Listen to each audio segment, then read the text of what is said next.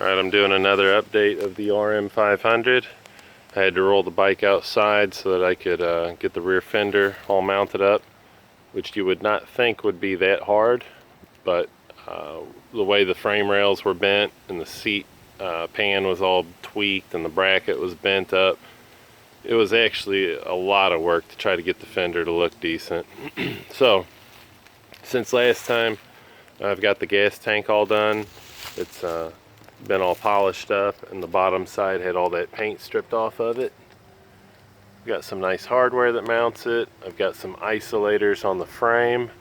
The petcock is all cleaned up and rebuilt, and it was missing a strainer inside, so I've got that. So the gas tank is good to go. I've got the airbox cleaned up. You can see somebody did drill the covers on both sides. I think they did a pretty nice job. At least it looks symmetrical. But yeah, the airbox just needed a deep cleaning. The bracket for the seat, you can see this looks a little modified in here. I had to weld some washers in here and realign where all these holes line up with the frame. It was just, I don't know, I had everything else pretty good, the way it mounts to the seat, the way the fender lined up to it, but those were off a little bit. And you just have to remember these frame rails were sky high and they've moved all around. So that was, I think, the easiest way to address that is to just fix the seat exactly where I want it. And then for the fender, I'm super happy with how it looks. So it's pointing straight over the tire. It seems like it's really tricky to get the profile the way it comes out from the seat to not have it going way too high or too low. And I'll tell you, I think that is just about perfect. And the other measurement that I see people get messed up is on the back here, not having it stick out a lot further than the tire. And I think I got that alignment pretty well. I mean, I think that just looks about perfect. And that's really what I was going for. I didn't want something that looked really bad. So it required a little spacer in there that's in between the fender and the seat. That's actually the original chain slider. I just needed a piece of poly or some kind of plastic, so I chopped that out and repurposed it. And I may end up hitting it with some spray paint to kind of flatten it out.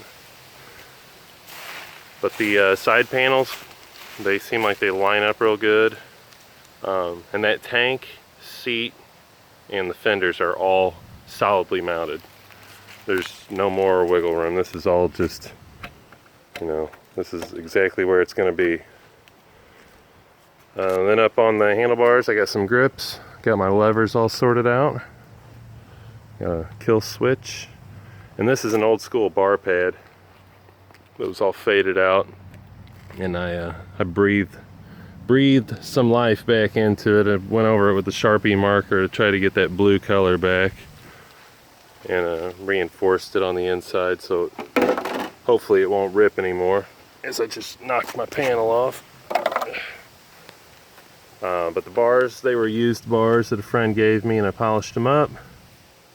Got the grips installed, levers, and then this is a new throttle housing. The old one was just really melted. I don't know what they did to it. But I noticed on Dennis Kirk's website they had one, $8. So got a nice throttle housing, all new cables. Front brakes work. You can,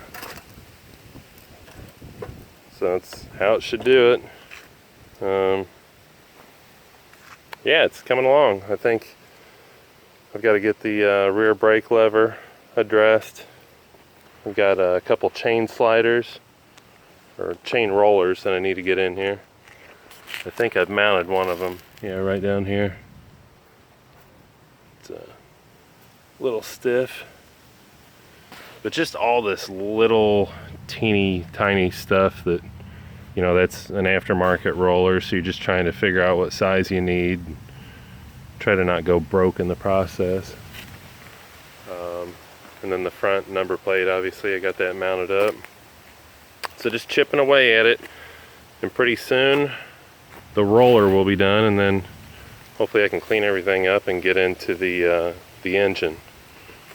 And then if anybody notices this stuff right here, how that doesn't line up with the frame anymore, I'm going to use a heat gun and just kind of roll that up a little bit. Just little finishing touches like that to make it look a little nicer. But yeah, it's coming a long way from where it was. And like I said, that fender I think is just spot on. So that was a big fear of mine, that would somehow end up just looking horrible and wrecking the whole look of the bike. But I think I got it. So, catch you later. Peace.